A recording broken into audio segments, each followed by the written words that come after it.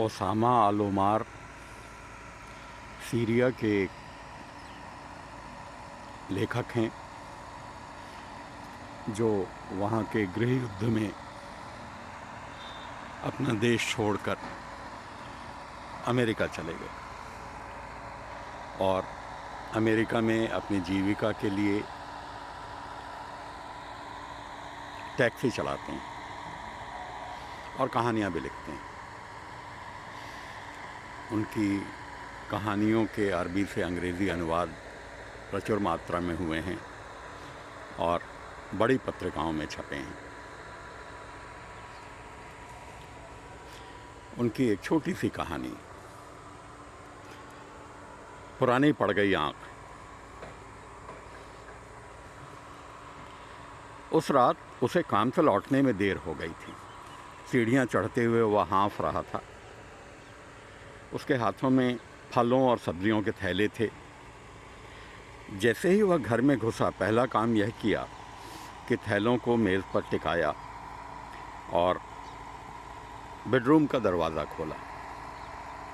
दरवाज़ा खोलते ही उसको सामने बिस्तर पर अपनी बीवी दिखाई दी, जो बेटे के दोस्त के साथ पागलों की तरह प्रेम कर रही थी। वह एकदम सन्न रह गया। पत्नी ने उसे अंदर आते हुए देखा, पर वह जो कर रही थी करती रही, एक पल को भी रुकी नहीं, बल्कि रोषपूर्ण ढंग से उसे घूरने लगी। उसने अविश्वास से अपनी आंखों को जोर से मला। जब दोबारा खोला तो सामने उसकी पत्नी दिखी, पर इस बार वह उस रूप में नहीं थी।